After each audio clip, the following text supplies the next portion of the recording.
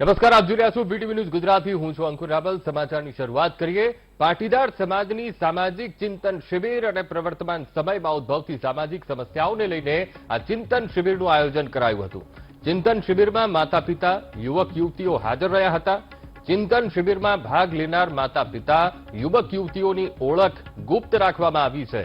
તો લગ્ન અંગેના વિવાદો ઉકેલવા 10 સમાજશાસ્ત્રીની ટીમો પણ બનાવાઈ છે અને ટીમના સભ્યો નિયમિત મળીને લગ્ન અંગેના વિવાદોના સમાધાન માટે પ્રયાસો કરશે. તો ઘરના નાના મોટા ઝઘડા હોય, સમસ્યાઓ એ ઉકેલવા એ ટીમ કાઉન્સેલિંગ કરશે. તો કુંડળી નહીં, શિક્ષણ, વ્યસન મુક્તિ જેવા ગુણો મેળવીને લગ્ન માટેનું પાત્ર પસંદ કરવાની હાકલ કરાશે. દીકરા દીકરીના સરપણ માટે નડતી મુશ્કેલી, છૂટાછેડાના વધતા પ્રમાણ, આ મુદ્દે ચિંતન કરાયું છે. તો જૂના રિવાજોના સ્થાને આધુનિક વિચારસરણીને પ્રાધાન્ય આપવામાં આવશે. આપઘાતના વધતા બનાવો જેવી સમસ્યાઓના નિરાકરણ માટે ખાસ તો આમાં ચર્ચા કરવામાં આવી છે. અને જ્યારે ડિસ્ટન્સ વધી જાય, કામ વધી જાય, ત્યારે અમુક મુશ્કેલીઓ પણ આવતી હોય છે. અને ખાસ કરીને દીકરા દીકરીના લગ્ન કરવા પોતાની પાસે સમય નથી, અંતર વધી ગયું છે, મીડિયેટર નથી. વડીલો, એક જે અમારા પાટીદાર સમાજની એક એવી લાક્ષણિકતા હતી કે વડીલો ગામડે જાય, વેવાઈને ત્યાં જાય, ત્યાં પાટલા અને ખાટલા પરિષદ ભરાય અને ત્યાં દીકરા દીકરીના વેવાઈસણની વાત થાય અને ગોઠવાઈ જાય. હવે આ વસ્તુ બધી ભૂસાઈ ગઈ છે. અમારી પરંપરામાં ચેન્જ આવી ગયો છે. ખૂબ જ પ્રગતિ કરવાના કારણે હવે પાટીદાર સમાજે એવું વિચાર્યું કે એક પરંપરામાં પરિવર્તન કરીએ અને આજના દીકરા દીકરીઓ કે જે આટલા વેલ એજ્યુકેટેડ છે, એમની પાસે ગાડી છે, બંગલા છે, એજ્યુકેશન છે, દીકરીઓ પાસે પણ પુષ્કળ એજ્યુકેશન છે અને સમાજે અત્યાર સુધી ચિંતા ફક્ત એજ્યુકેશન અને વિકાસની જ કરી છે. તો એક આ નવો કોન્સેપ્ટ પણ જીવન જરૂરી કોન્સેપ્ટ એટલા માટે થઈ ગયો છે કે અત્યારે આ એક મહામારી તમામ જ્ઞાતિમાં છે કે દીકરા દીકરીઓના વ્યભિચાર કરવા, સોશિયલ ઇસ્યુ, આના ઉપર કોઈ સંસ્થા કામ કરતી નથી. ત્યારે સમસ્ત પાટીદાર સમાજની ટીમ ભેગી થઈ અને 2 થી 3 વર્ષ સુધી અમે વ્યક્તિગત આના સર્વે કર્યા અને પછી અમને એવું લાગ્યું કે એક આ ચિંતન શિબિર કે જે સોશિયલ ઇસ્યુ પર કામ કરે, એના માટે અમે એક સોશિયલ સાયન્ટિસ્ટની ટીમ બનાવી અને બધાએ સાથે મળી અને એક અભિયાન ઉપાડ્યું કે શું હકીકતે પ્રશ્ન છે. તો આ જાણવા માટે કોઈ પણ પ્રકારની આઈડેન્ટિટી વિનાના ફોર્મ બનાવ્યા. દીકરાનું ફોર્મ જુદું, દીકરીનું ફોર્મ જુદું અને એમના માવતરનું ફોર્મ જુદું. બધા ખુલ્લા દિલે પોતાને જે મુશ્કેલીઓ છે એ એમાં વર્ણવે છે. અને આ અમારા અગાઉના સર્વેમાં ઘણી બધી પોઝિટિવિટી પણ અમને જાણવા મળી છે. અમે જોઈએ ને તો 5000 દીકરાઓ 500 દીકરીઓ માંડ છે. એટલે અત્યારે જે એજ્યુકેશન તો ઠીક છે, પણ આજે જે સંસ્કાર, જે આપણે કહીએ ને કે દીકરા શું જોતા, તો કે દીકરીની સંસ્કારિતા જોતા, કુટુંબ શું જોતું, તો દીકરો પાટું મારીને પેદા કરે એવો જોતા. પણ અત્યારે પરિસ્થિતિ બદલાઈ છે. અત્યારે એક આખી બાઉન્ડ્રી એવી થઈ ગઈ છે કે દીકરામાં આટલી એબિલિટી હોવી જોઈએ. કઈ? તો કે સદ્ધરતા હોવી જોઈએ, લક્ઝરીસ લાઈફ હોવી જોઈએ, એની પાસે ગાડી હોવી જોઈએ, જમીન હોવી જોઈએ, સિટીમાં મકાન હોવા જોઈએ, એટલે આવી સંયુક્ત ફેમિલી ન હોવા જોઈએ. તો હવે જે દીકરીઓ અને દીકરાઓ જે બાઉન્ડ્રી બાંધે છે એમાં ખરેખર દુઃખની વાત એ છે કે એમને જોઈએ છે શું. એટલે એના માટે અમને ઘણા સમયથી અમે વિચાર કરતા કે સમાજમાં આ તકલીફ કઈ થાય છે કે દીકરી છે તો એને શું જોઈએ છે, દીકરો છે તો એને શું જોઈએ છે, માતા પિતાને શું જોઈએ છે. એટલે અમે નક્કી કર્યું, તત્વચિંતકોને બોલાવ્યા, બાર અલગ અલગ ડિપાર્ટમેન્ટમાંથી વ્યક્તિઓને બોલાવી, યુનિવર્સિટીઓમાંથી, અને એનું ચિંતન કર્યું. એના માટે દીકરી માટે અલગ ફોર્મ બનાવ્યું કે તો એને કેવો દીકરો જોઈએ છે, દીકરા માટે અલગ ફોર્મ બનાવ્યું કે એને કેવી દીકરી જોઈએ છે, પેરેન્ટ્સને શું તકલીફ થાય છે બંનેમાં. એટલે આવી એક આખી અમે ચિંતન શિબિર કરી અને આ કદાચ વિશ્વમાં પહેલી હશે. મહાસભા એટલા માટે કે બધા વડીલોને બોલાવ્યા હતા, જે અમારા વડીલો છે, અગ્રણીઓ, પાટીદાર અગ્રણીઓ, જીવન બાપા ગોવાણી જે આજે અમારા સાથે બેઠા છે, એમને અમને આ સંસ્થાને 2 કરોડનું મોટામાં મોટું અત્યારે ડોનેશન આપ્યું છે કે તમે આમાં આગળ વધો અને સમાજની ખૂબ સેવા કરો. તો આજ મુદ્દે આપણી સાથે મુકેશભાઈ મેરજા, જેઓ પ્રમુખ છે સમસ્ત પાટીદાર સમાજ રાજકોટ, તેઓ આપણી સાથે જોડાઈ ગયા છે. મુકેશભાઈ, ખૂબ જ સામાજિક મુદ્દાઓને સાથે લઈને આ આખી સમાજની એક આ ચિંતન શિબિર મળી. ખાસ કરીને મારે એ પણ વાતને જાણવી છે, જે રીતે અલગ અલગ પ્રતિક્રિયાઓ આવી, એમાં એવું કહેવામાં આવ્યું છે કે જે પરંપરાઓ, જે જૂની પરંપરા છે, પરંપરામાં પરિવર્તનની વાત કરી રહ્યા છે, એટલે કેવું પરિવર્તન? અને સાથે સાથે માતા પિતાને બોલાવવામાં આવ્યા, યુવક યુવતીઓને પણ ત્યાં આ ચિંતન શિબિરમાં બોલાવવામાં આવ્યા. કયા કયા મુદ્દાઓ ઉપર ખાસ ધ્યાન આપવામાં આવ્યું છે?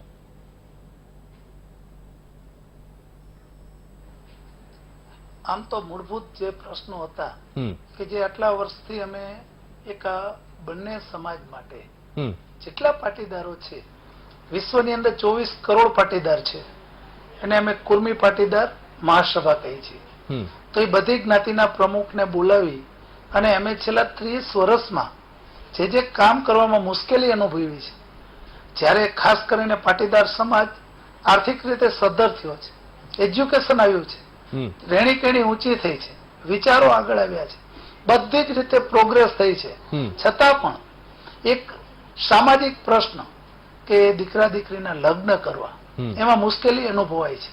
હમ તો આનું અમારું ચિંતાનું મેઇન કારણ એ હતું કે જ્યારે સમાજ પછાત હતો હમ ત્યારે આ પ્રશ્ન ન હતો.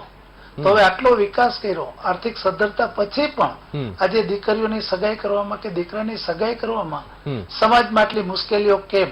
હમ એના માટે અમે પેલા તો એવું વિચાર્યું કાં તો ઘરનો મામલો છે, ઘરની Okay. અંદર આપણે શું લેટીએ, હમ પણ પછી અમે એક સોશિયલ સાયન્ટિસ્ટની ટીમ બનાવી, અચ્છા. એક એક વ્યક્તિના રિવ્યુ લીધા, હમ. ત્યારે એવું જાણવા મળ્યું કે આમાં તો નવા નવા પ્રશ્નો આવે છે, અને એટલે એ પ્રશ્નો એવા છે હમ કે એના કારણે દીકરીઓની ચોઈસ વધી ગઈ છે, હમ. દીકરાઓની ચોઈસ વધી ગઈ છે. તો પેલા આપણે કેવું હતું કે એક શૂઝ લેવો હોય તો આપણે એટલું જ નક્કી કરતા હમ કે વાદળી વાળા લેવા કે વિનાના લેવા. હમ તો હવે તો લેધર ના લેવા કે કોટન Okay. ના લેવા કે એટલે સ્પોર્ટ ના મુકેશભાઈ, લેવા કે મુકેશભાઈ, બીજી કેવા કોઈ પ્રકારના Adidas ના પ્રશ્નો, લેવા કે કઈ કેવા- કંપની ના લેવા. બિલકુલ આ મુદ્દાને લઈને કેવા હા. કેવા પ્રશ્નો સમાજની સામે આવ્યા છે આ ચિંતન શિબિરમાં? કારણ કે વાતચીત થઈ હોય, જે રીતે તમે કહ્યું કે દીકરીઓની વાત સાંભળવામાં આવી, દીકરાઓની પણ વાતને સાંભળવામાં આવી, એવા કયા કયા પ્રશ્નો સામે આવ્યા?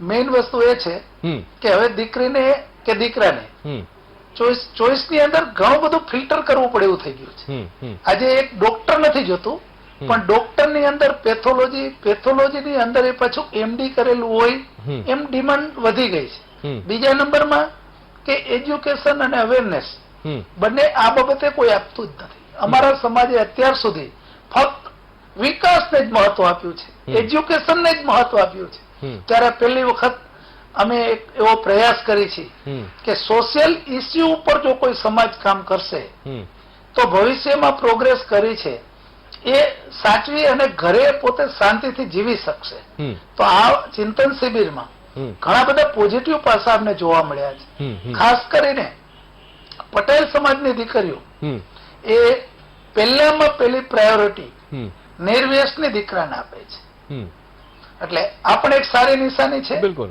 અને દીકરા અને દીકરીઓ બંને હમ 100 માંથી 99 નહીં પણ 100% હમ. અમારા સર્વેની અંદર હમ એક વસ્તુ ઉપર તો અમારો ટોટલી જે ટાર્ગેટ હતો હમ એમાં જે સર્વેનું અમારું જે કહી શકાય કે છેલ્લું પૃથ્થકરણ હમ એ આવ્યું છે કે દીકરા અને દીકરીઓ હમ એક પણ વ્યક્તિ હમ કોઈ પણ પ્રકારની અંધશ્રદ્ધા હમ જેવી કે હમ ગ્રહમાં માનવું હમ કે પછી કુંડળીમાં માનવું હમ એમાં એક પણ વ્યક્તિ એગ્રી નથી. હમ એટલે એક સારી નિશાની છે કે ફક્ત એજ્યુકેશન અને લાયકાત હા રૂપ પણ આવા મુકેશભાઈ પ્રશ્નોને જે તબક્કાવાર પ્રાધાન્ય આપે. મુકેશભાઈ તબક્કાવાર તમારે એટલા આ માટે- બધા સુધારા લાવવા પડશે. હા. ખાલી એકવાર ચિંતન શિબિર થઈ ગઈ, એકવાર તમારે વાતચીત થઈ ગઈ, એ લોકોને અવેર કરી દીધા એવું નહીં, આ બધું તબક્કાવાર તમારે કરવું પડશે. કારણ કે પરિસ્થિતિઓ સામાન્ય રહેશે એવું જરૂરી નથી, જીવન છે, ઉતાર ચઢાવ આવતા રહેવાના.